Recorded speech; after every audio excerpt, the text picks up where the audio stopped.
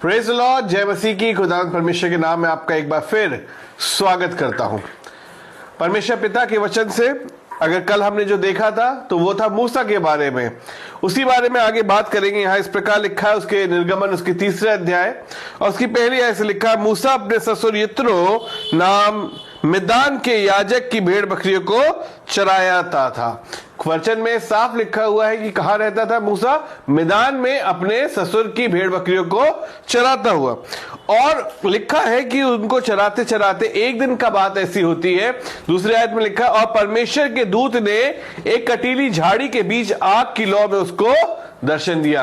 वचन बता रहा है कि एक दिन क्या होता है कि जब वो अपने दिनचर्या के कार्यों में लगा हुआ था, जिंदगी से हारा हुआ था, सब कुछ छोड़ चुका था, सिर्फ अपना जो कार्य था वो दिन भर करता रहता था। वचन बताता है एक दिन खुदावंद ने उसको दर्शन दिया। कहां दर्शन दिया?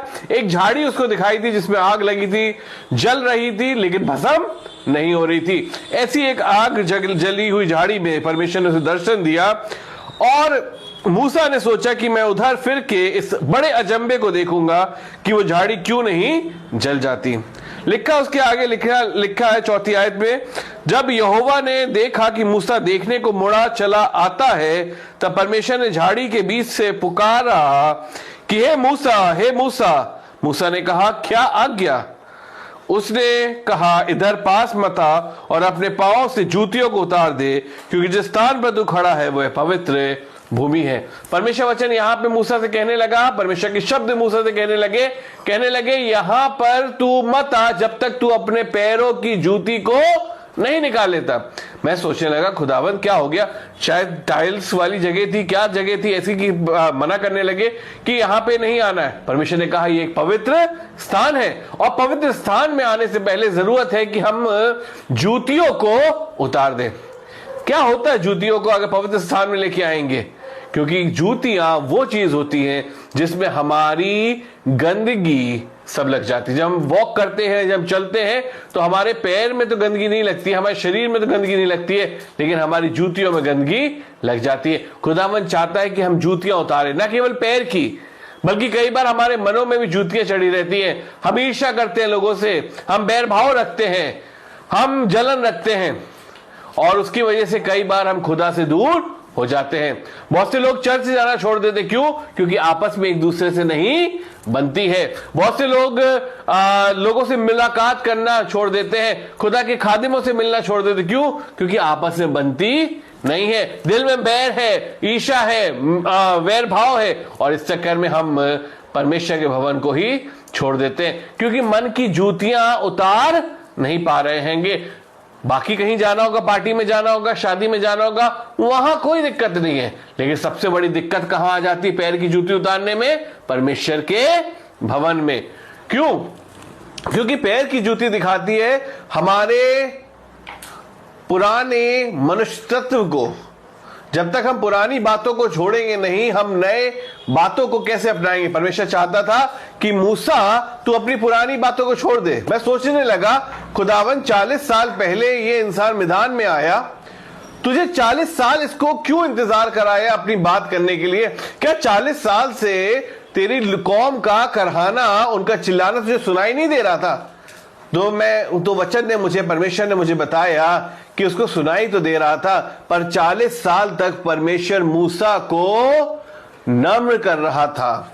चाहता था कि वो जो राजा के घर में रह के आया है, जो फिरौन के घर में रह के मूसा आया है, वो जूतियां उसके मन से उतर जाएं, ताकि जब अब वो आगे बढ़ेगा वो ये ना सोच के बढ़े कि मैं अपने बल से इस्राएल प्रजा को मिस्र की गुलामी से बचा ले आया।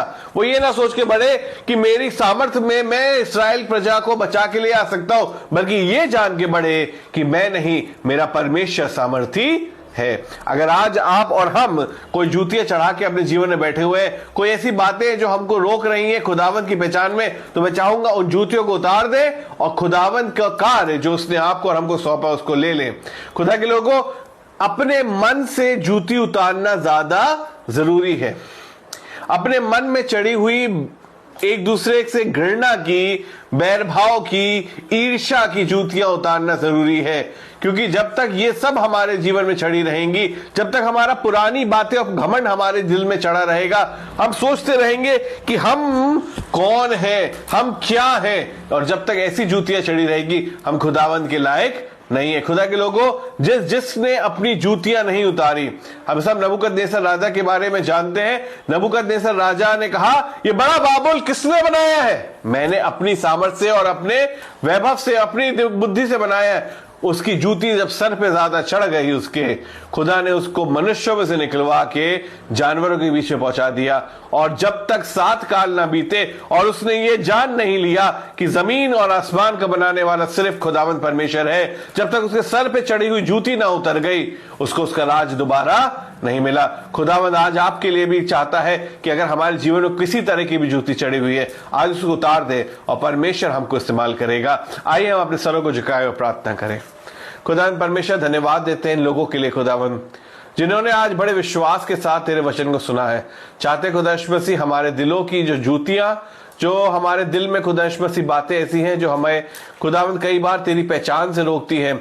शायद हो सकता है खुदा हमारे पास आइडेंटिटीज हो जो हम खुदावंद सोचते हम कुछ थे या है, खुदा यीशु मसीह हमको रोकती है। हम चाहते हैं आज सारी जूतियां हमारे दिलों से, हमारे मनों से उतर जाए खुदा यीशु मसीह, और हम सिर्फ ये जानने वाले हो सके खुदावंद यीशु मसीह कि आप सामर्थी हैं, आप योग्य हैं, आप धन हैं, और जो आप करेंगे खुदा यीशु मसीह वही सर्व सामर्थी होने वाला हो सकेगा। हम अपनी सामर्थ्य में कुछ नहीं कर सकते, पर खुदावंद आप सामर्थी हैं और आप सब कुछ कर सकते हैं। खुदावंद आपके हाथों में अपने इन लोगों को सौंपता हूं। अगर जीवन में किसी प्रकार की कोई बीमारी है, परेशानी है, कोई ऐसी बात है जो आज तक जीवन में खुदावंद रुकावट बनी हुई है, चाहते खुदा यीशु मसीह उनको दूर कर दे, ताकि खुदावंद ये लोग फिर एक बार तेरे नाम को धन्यवाद के साथ ले सके, तेरे योग्य बनने वाले हो सके।